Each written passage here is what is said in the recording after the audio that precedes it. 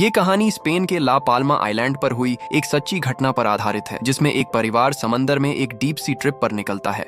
लेकिन उसी वक्त दुनिया में कुछ ऐसी खौफनाक घटना होती है जिसकी वजह से शांत समंदर भी पल भर में ज्वालामुखी की तरह उबलने लगता है और पूरी इंसानियत खतरे में आ जाती है। तो क्या ये परिवार और इंसानियत इस तबाही से बच पाएगी या सब कुछ इस तबाही में समा जाएगा? तो चलिए शुरू करते हैं। कहानी की शुरुआत में एक लड़की छुट्टियां मना रही होती है।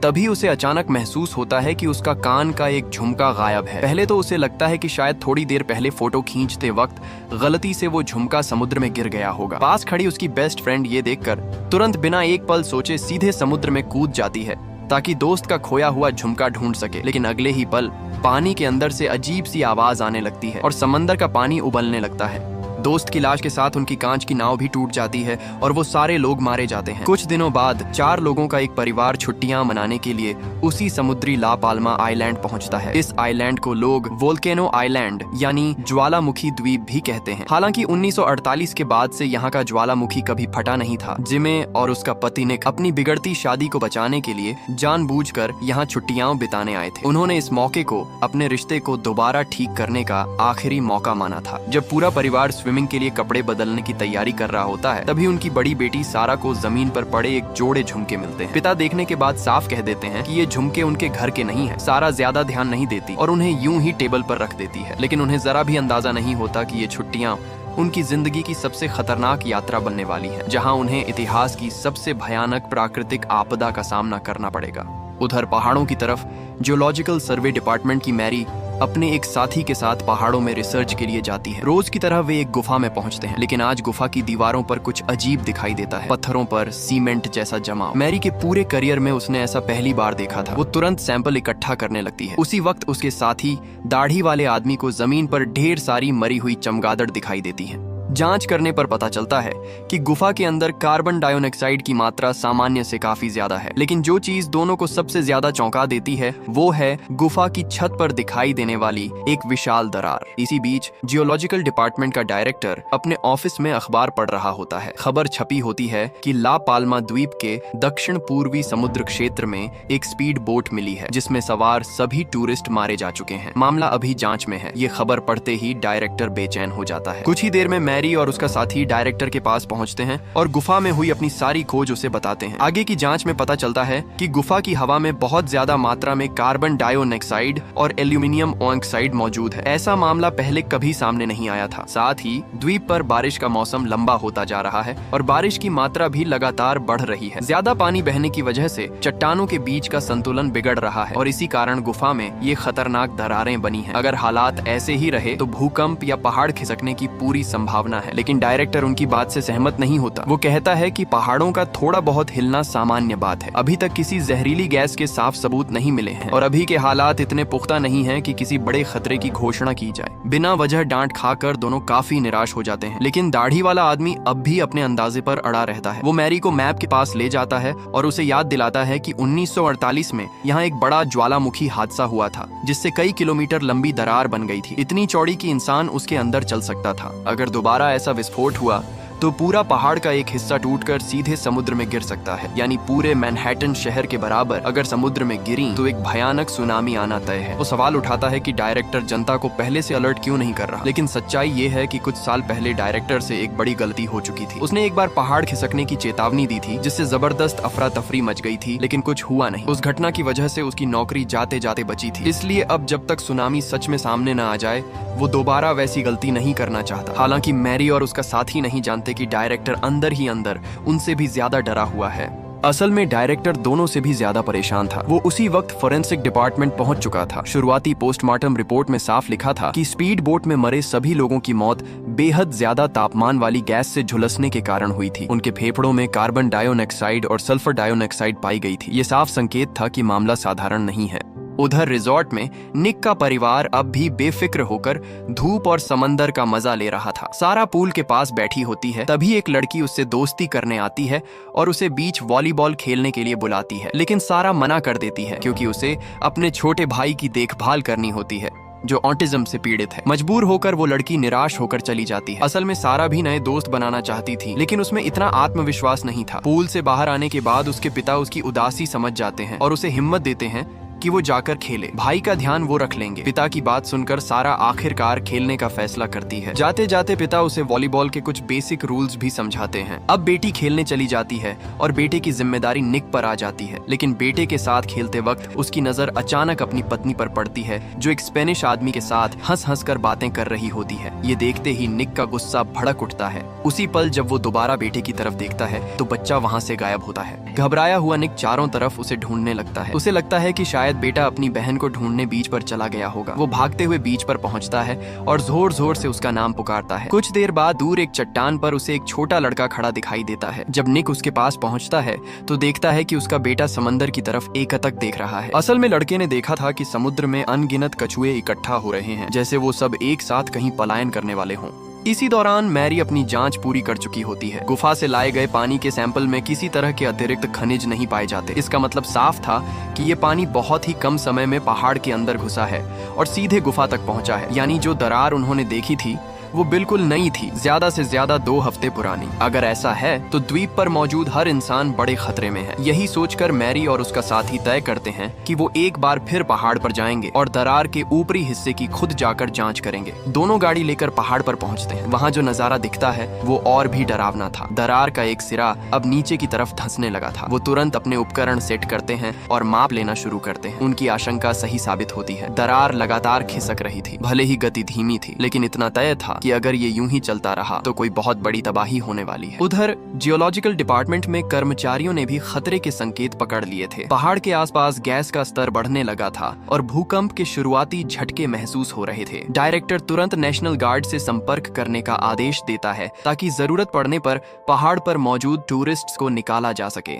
उसी वक्त मैरी का फोन आता है। जब डायरेक्टर को पता चलता है कि वो दोनों अब भी पहाड़ पर हैं, तो वो घबराकर उन्हें तुरंत उपकरण छोड़कर नीचे उतरने को कहता है। माप के दौरान अचानक दरार से सफेद धुआं निकलने लगता है। ये देखते ही दोनों जान बचाकर नीचे की तरफ भागते हैं। रास्ते में उन्हें कुछ लोग मिलते हैं जो पहाड़ पर कैंपिंग कर रहे थे। मैरी समझ जाती है कि ये ज्वालामुखी फटने का साफ संकेत है और वो सबको जोर जोर से भागने के लिए चिल्लाने लगती है। कुछ समय बाद जब मैरी को होश आता है तो वो खुद को अस्पताल के बेड पर पाती है। डायरेक्टर उसे बताता है कि उसका साथी जहरीली गैस की वजह से गंभीर हालत में है और अभी कोमा में है। इस बार ज्वालामुखी से भारी मात्रा में जहरीली गैस निकली थी, लेकिन किस्मत से कोई जान नहीं गई। हालांकि डायरेक्टर जानता था कि ये बस शुरुआत है। जब जहरीली गैस निकलने लगती है तो अगला चरण होता है राख और फिर पिघला हुआ लावा। अगर पहाड़ का हिस्सा समुद्र में गिरा तो सुनामी आएगी। ऐसी सुनामी जो दुनिया भर में लाखों लोगों की जिंदगी को खतरे में डाल सकती है। कई महाद्वीप इसकी चपेट में आ सकते हैं। खासकर छोटे द्वीपीय देश तो सीधे समुद्र में समा सकते हैं। सिर्फ लोगों को निकालने में ही अरबों डॉलर खर्च हो सकते हैं। उससे भी बड़ा खतरा था दहशत। अफरा तफरी में और भी जानें जा सकती थी। इसलिए डायरेक्टर अब भी इंतजार करना चाहता था जब तक उसके पास और पुख्ता सबूत न आ जाए। लेकिन जिमे अब और इंतजार करने के मूड में नहीं थी। उसने डायरेक्टर को साफ कहा कि अगर अभी कार्रवाई नहीं की गई तो बाद में नुकसान संभालना नामुमकिन हो जाएगा। मजबूरी में डायरेक्टर उसके साथ मेयर से मिलने जाता है, लेकिन मेयर का रवैया भी वही होता है। जब तक 100% यकीन न हो वो जनता को अलर्ट करने का रिस्क नहीं लेना चाहता। एक और झूठा अलार्म उनकी कुर्सी छीन सकता था। चाहे मैरी और डायरेक्टर कितना भी समझाएं, मेयर इंतजार करने का फैसला करता है। इसी बीच रिजॉर्ट में निक और जिमे के बीच फिर से बेटे को लेकर झगड़ा हो जाता है। जिमे आरोप लगाती है कि निक ने बेटे के गायब होने की बात उसे तुरंत क्यों नहीं बताई। वहीं निक गुस्से में कहता है कि जिमे पूरे दिन बच्चों की तरफ ध्यान ही नहीं देती। घर में कोई भी किसी को समझने को तैयार नहीं था। उधर सारा की जिंदगी में भी सब गड़बड़ हो जाता है। जिस लड़की से वो कल ही दोस्त बनी थी, आज उसी ने उसे बुरी तरह डांट दिया था। वजह ये थी कि सारा ने गलती से उस लड़की का एक वीडियो आगे शेयर कर दिया था। वीडियो किसी लड़के ने चोरी छिपे बनाया था, लेकिन गुस्सा सारा पर ही निकाला गया। सारा टूट जाती है और कमरे में जाकर फूट फूट कर रोती है।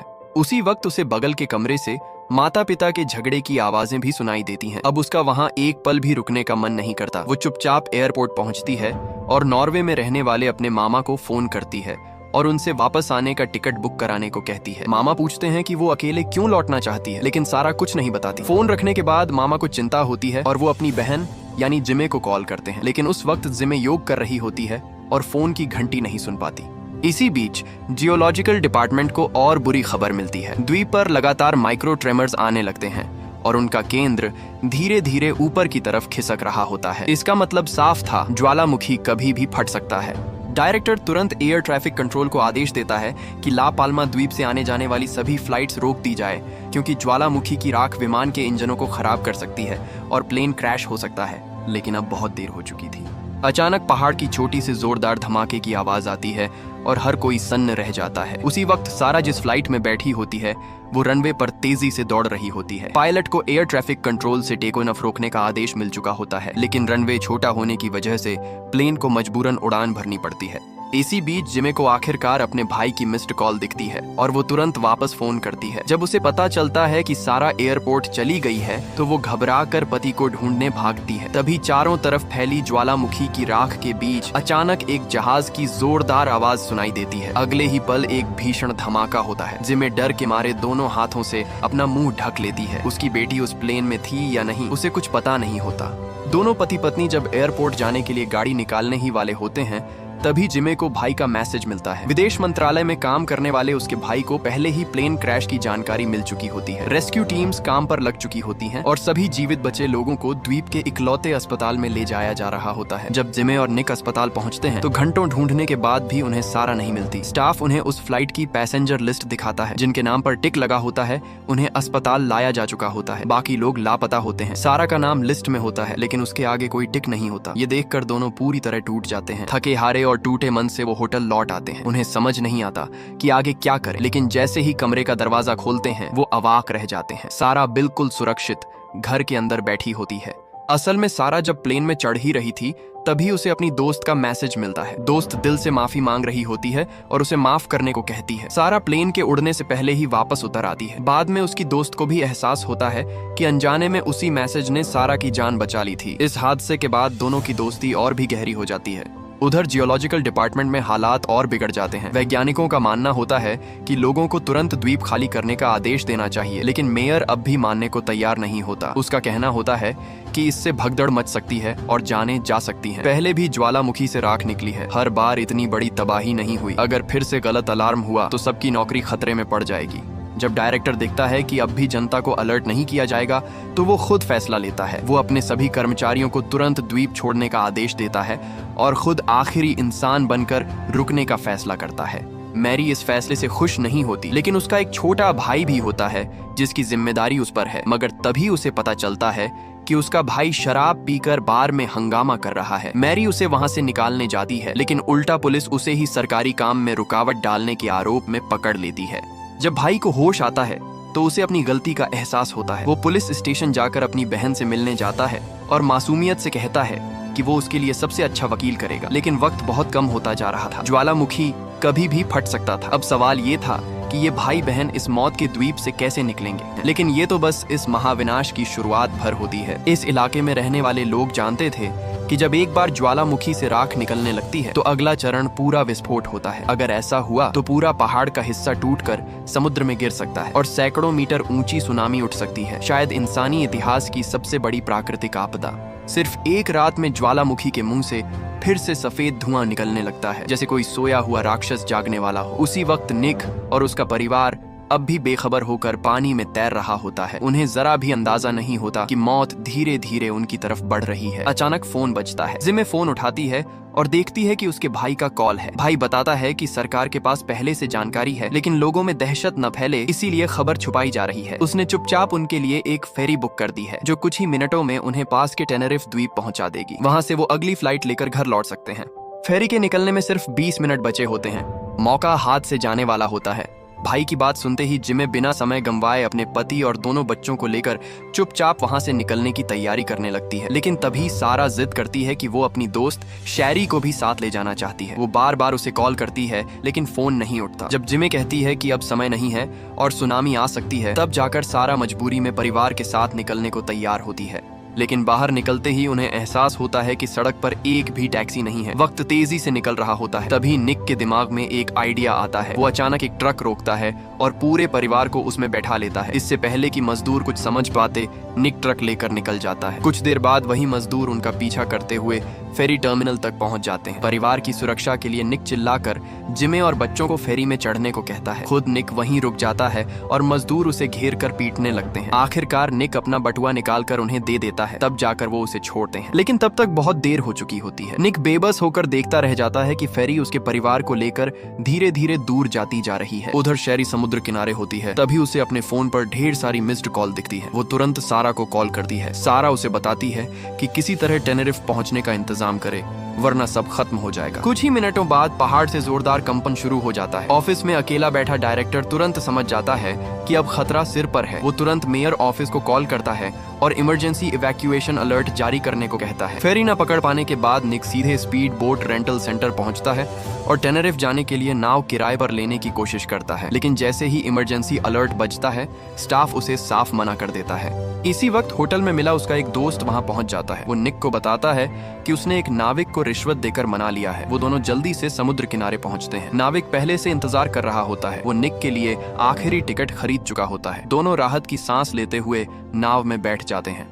लेकिन तभी पीछे से ज्वालामुखी पूरी तरह फट पड़ता है। जैसे ही नाव चलने ही वाली होती है, अचानक एक औरत बच्चे को गोद में लिए हुए दौड़ती हुई आती है। वो रो रो कर कहती है कि उसका बच्चा बहुत छोटा है और उसे बचा लिया जाए। निक कुछ पल सोचता है और फिर बिना देर किए अपनी सीट उस महिला और बच्चे को दे देता है। ये देखकर उसका दोस्त बहुत दुखी होता है, लेकिन निक चुपचाप वहां से लौट जाता है। अस्पताल में भर्ती दाढ़ी वाला आदमी भी ज्वालामुखी के धमाकों से जाग जाता है। बाहर निकलकर उसे हालात की गंभीरता समझ में आती है, लेकिन वो घबराता नहीं। उसे ये सब पहले से अंदाजा था। वो कपड़े बदलकर सीधे डायरेक्टर के ऑफिस जाता है ताकि आखिरी वक्त में उसके साथ रह सके। उधर निक दूर पहाड़ से उठती आग और लावे को देखता रहता है। उसे समझ नहीं आता कि अब वो कहाँ जाए। आखिरकार वो जिमे को कॉल करता है और कहता है कि वो बच्चों का ध्यान रखे, शायद वो अब कभी वापस ना आ सके। इसी दौरान मैरी का भाई किसी तरह पुलिस स्टेशन की चाबी हासिल कर लेता है और अपनी बहन को बाहर निकाल देता है। लेकिन बाहर निकलते वक्त वो पास की सेल में बंद एक और कैदी को भी आजाद कर देता है। जैसे ही वो पुलिस स्टेशन से बाहर निकलते हैं, उनकी मुलाकात निक से हो जाती है। निक उन्हें बताता है कि सारी नावें जा चुकी हैं, लेकिन मैरी का भाई कहता है कि उसके पास अभी भी एक स्पीड बोट है जिसे उसने मछली पकड़ने के दौरान छुपा कर रखा था। ये सुनते ही निक के भीतर उम्मीद की एक किरण जागती है। तीनों तेजी से समुद्र किनारे पहुंचते हैं और एक छुपे हुए कोने में वो स्पीड बोट मिल भी जाती है। लेकिन जैसे ही वो बोट स्टार्ट करने वाले होते हैं, पीछे से एक आदमी बंदूक लेकर आ धमकता है। थोड़ी देर पहले जिस कैदी को भाई ने आजाद किया था, वही अब उनकी नाव छीनना चाहता था। भाई उसे समझाने की कोशिश करता है कि नाव में एक और आदमी बैठ सकता है, लेकिन वो पूरा स्पीड बोट चाहता था क्योंकि उसके साथी भी पीछे आ रहे थे। बहस के दौरान उस आदमी की गोली मैरी के भाई को लग जाती है। मैरी दौड़कर उसके पास जाती है, लेकिन कुछ ही पलों में उसका भाई दम तोड़ देता है। तभी बाकी बदमाश भी वहाँ पहुँच जाते हैं। निक तुरंत मैरी का हाथ पकड़कर उसे नाव में बैठा देता है। उसके पास बंदूक होती है, इसलिए बाकी लोग आगे नहीं बढ़ पाते। दोनों किसी तरह स्पीड बोट स्टार्ट करते हैं और उस द्वीप से दूर निकल जाते हैं जिसे ज्वालामुखी निगलने वाला होता है। उसी पल निक के फोन पर उसके साले का मैसेज आता है। वो बताता है कि टेनेरिफ द्वीप पर एक सेफ जोन है जहां पहुंचना ही अब बचने का एकमात्र तरीका है। निक तुरंत मैरी का हाथ पकड़कर उसे नाव पर खींचता है। मैरी डर से बिल्कुल सुन्न खड़ी होती है, जैसे उसके पैरों में जान ही नहीं बची हो। वक्त रहते निक उसे खींचकर नाव पर बैठा देता है और दोनों सुनामी आने से पहले ही दूसरी दिशा में मोड़ लेते हैं। उधर टेनेरिफ द्वीप के एयरपोर्ट पर आखिरी फ्लाइट की तैयारी चल रही होती है। जिमे अपने बेटे और सारा के साथ बोर्डिंग गेट तक पहुंच चुकी होती है। पासपोर्ट चेक करते वक्त स्टाफ देखता है कि जिमे के पास एक अतिरिक्त पासपोर्ट है। जिमे समझाती है कि उसका पति पीछे रह गया है और शायद जल्द पहुंच जाए। इसके बाद स्टाफ उन्हें पीले रंग की रिस्ट बैंड देता है जो बोर्डिंग पास की तरह काम करती है। जिनके हाथ में ये बैंड होता है वही प्लेन में चढ़ सकते हैं, लेकिन सारा बार बार पीछे मुड़कर देखती रहती है। उसे अपनी दोस्त शैरी की चिंता हो रही होती है। तभी उसे दिखता है कि शैरी एयरपोर्ट पर पहुंच चुकी है, लेकिन उसके पास बोर्डिंग पास नहीं है। सारा बिना सोचे समझे फैसला करती है और प्लेन उड़ने से ठीक पहले अपने बैग से पिता का बोर्डिंग पास निकालकर शैरी को दे देती है और उसे अपने साथ ले आती है। इधर जिमे और उसका बेटा अपनी सीटों पर बैठ चुके होते हैं, लेकिन सारा अब तक नहीं आती। प्लेन टेक ऑफ के लिए तैयार होता है। जिमे घबरा जाती है और बेटे को लेकर बाहर निकलने का फैसला करती है। लोग उसे रोकने की कोशिश करते हैं, लेकिन वो किसी की नहीं सुनती। उसी समय डायरेक्टर और दाढ़ी वाला आदमी दोनों सुरक्षा सूट पहनकर ज्वालामुखी के मुहाने तक पहुंच चुके होते हैं। उन्हें पता था कि अब द्वीप छोड़ना नामुमकिन है। दोनों बिना डरे ज्वालामुखी के बिल्कुल पास खड़े होते हैं। दाढ़ी वाला आदमी मजाकिया अंदाज में अपनी जेब से सालों पुरानी रेड वाइन निकालता है, लेकिन पीने से पहले ही 78 सालों से शांत पड़ा ज्वालामुखी पूरी ताकत से फट पड़ता है जोरदार धमाकों के साथ पूरा द्वीप फटकर 2 हिस्सों में बंट जाता है। पहाड़ का एक पूरा हिस्सा सीधे समुद्र में खिसक जाता है, जिससे पल भर में सैकड़ों फीट ऊंची लहरें उठ खड़ी होती हैं। इसी बीच सारा और शैरी प्लेन में वापस आ जाती है। वो अपनी माँ और भाई को ढूंढती हैं, लेकिन स्टाफ उन्हें तुरंत सीट बेल्ट बांधने को कहता है क्योंकि प्लेन उड़ने वाला होता है। सारा को नहीं पता होता कि उसकी माँ और भाई अभी भी बाहर उसे ढूंढ रहे हैं। किस्मत से जिमे को समय रहते अपने भाई का मैसेज मिल जाता है। वो बताता है कि टेनेरिफ में एक और सेफ जोन है जहाँ जाकर सुनामी से बचा जा सकता है। जिमे तुरंत उस दिशा में भागती है। उसका बेटा जो ऑटिज्म से पीड़ित है लेकिन भूगोल में बहुत तेज है, कुछ ही सेकंड में लोकेशन कैलकुलेट कर लेता है। पास खड़े कुछ एयरपोर्ट स्टाफ भी उनके साथ चल पड़ते हैं। तभी सुनामी एयरपोर्ट की तरफ टूट पड़ती है। प्लेन जैसे ही रनवे पर चलना शुरू करता है,